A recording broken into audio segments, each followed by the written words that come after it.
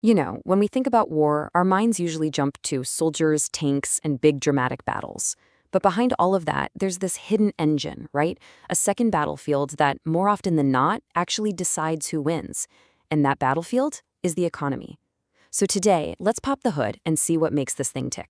And that really brings us to a huge question. Is war, at its very core, an economic act?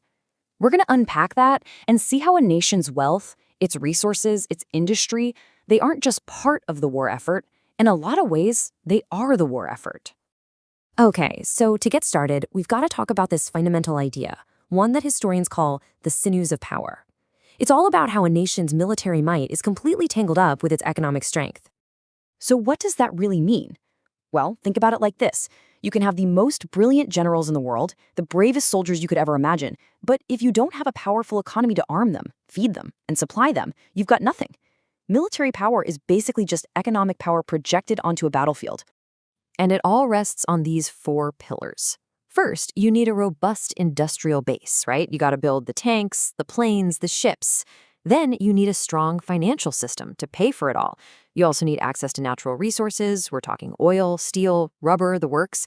And maybe most importantly, you need a resilient population, a workforce that can actually staff the factories and support the whole effort. All right, so a country has these pillars, but how do you actually transform all that potential into a real functioning war machine? Well, it takes a total, and I mean radical, shift in the entire nation's economic focus. Look at the difference here. In peacetime, the economy is humming along, making cars, refrigerators, consumer goods to make life better. But in wartime, that all just stops. The whole focus pivots. The classic example is the Ford Motor Company during World War II. They stopped making cars for families and started churning out a B-24 bomber every hour. The goal isn't prosperity anymore. It's just survival. And this shift is just total. Take a look at a typical wartime budget. A staggering 75%. 3/4 of all national spending goes directly to the military. Everything else, healthcare, education, you name it, it all takes a backseat. And this is the core idea of total war. It's not just an army fighting another army anymore.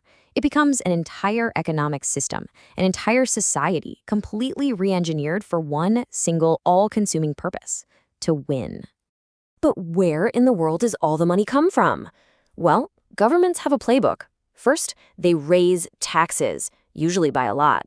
Second, they borrow massive sums of money, selling things like war bonds to their own citizens. And third, when even that isn't enough, they often just start printing more money, which, by the way, is a super risky move that can lead to crazy inflation. This quote from General Omar Bradley really gets to the heart of it all. Amateurs talk strategy, but professionals talk logistics. And what is logistics? It's the science of moving, supplying, and maintaining an army. It's a purely economic problem. It's all about production lines, supply chains, and resources.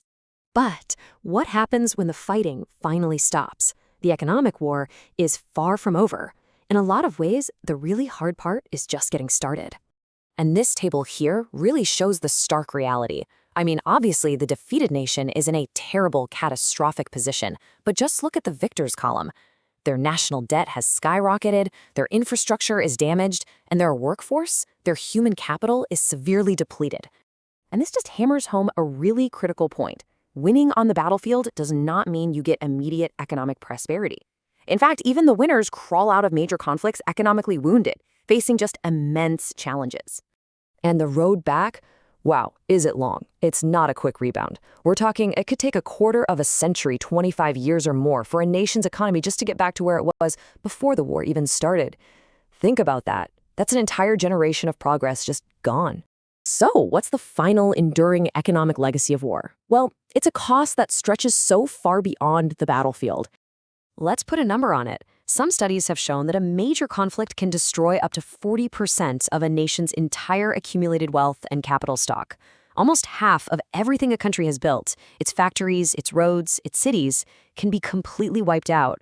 So at the end of the day, this is really the main takeaway. The economic world and the military world aren't separate. They are one and the same. And the devastating price of conflict? It's paid for decades and decades after the last shot is fired, and it's measured in the lost potential of entire generations. Which kind of leaves us with one final thought, right? In our modern globalized world where countries now fight with tariffs, sanctions, and economic blockades, has the nature of war itself actually changed? Or are we just seeing that economic battle, those sinews of power, finally taking center stage for all to see?